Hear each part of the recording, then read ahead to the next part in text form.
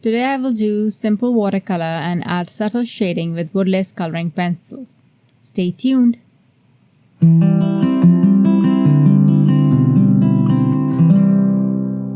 Hello and welcome to Creative Coloring with Iram. Today I have a watercolor floral card to share with you. I kept the layout clean and simple and used the stamp set a little differently. I also added some pencil detail to my image.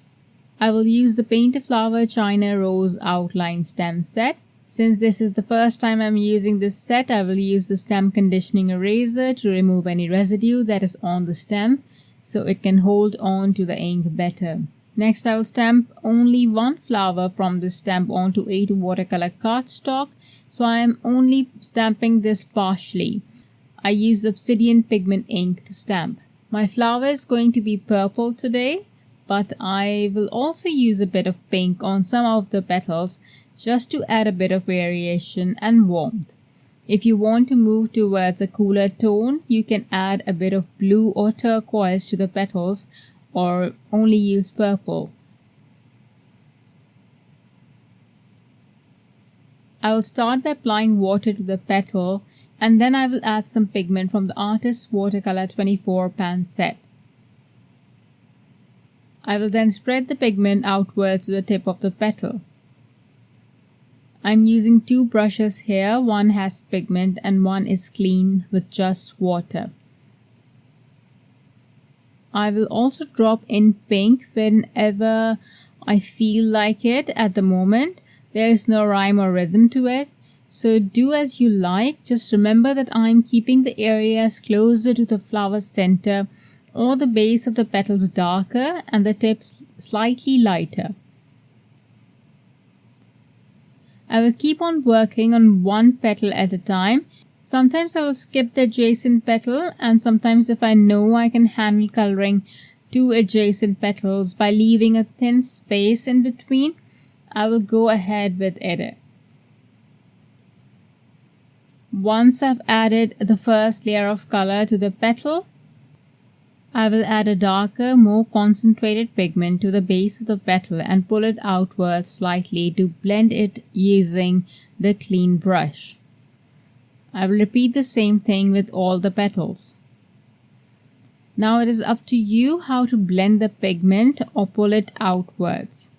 Mostly I use the stippling technique where I lightly bounce or dab the brush repeatedly to create a soft texture on the petals.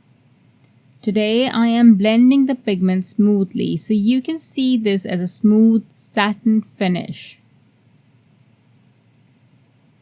To add details to the petals, I will use a slightly pigmented watercolor and add a bit of it to the tip of the petal wherever I see a cut, bend or notch. Then I will enhance this point by extending it and adding more emphasis to this. You will notice that I do this on a few petals but not on all of the petals. You have to keep it natural looking if you are coloring like this. And just by adding a slight depth, I can show that there is a dip in the petal. I will color the leaves in the similar manner. I will start by adding a cooler green shade. This is Green Meadows, which I will add at the base of the leaf and extend it along the midrib. I will also add a little bit of blue to this, and there is no need to add blue, it's just my preference. I like to play with shades by mixing various colors to make my own custom shade.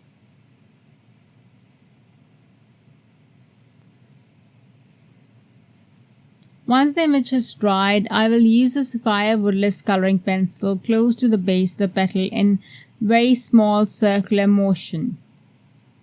And to soften this dark pigment, I will then use Midnight Violet Woodless coloring pencil. And I will extend this outwards towards the petal, to the tip of the petal, but not entirely, just enough so that I can blend this beautifully. And you will immediately see that the little bit of pencil detailing makes quite a bit of difference. Now this is your preference, how much detail you want to add. Here I am not adding a lot of detail. I'm only doing minimal work. And I did the same with the leaf. I used Sapphire, Shadow Creek, Grassfield and Limeade coloring pencils. Though I didn't need so many, but I had the variety and the texture looked so cool that I kept adding it. Because I am using the A2 watercolor cardstock and it has a little bit of tooth to it. And when I used the Woodless coloring pencil over it, it showed the texture through. Once done, I will fussy cut the image. Next, I cut out a circle using Halftone circles die set out of Essential black and white paper pack. You can use any of the papers from this pack if you like. Then I added black paint splatters onto my card front and adhered everything with instant dimension foam tape. I hope you liked my card and would also try to use your stamps a little differently. You can also use multiple media on your card to enhance it even more, as I did by adding pencil details to my watercolor flower. Thank you for watching. Bye! Hello there! Did that video just spark your creativity? And do you want more project ideas and inspiration videos too? Well, if you do, please make sure that you subscribe to the Altenew YouTube channel. Also, make sure that you do click that notification bell so you don't miss a video. Thanks so much for watching. Bye bye!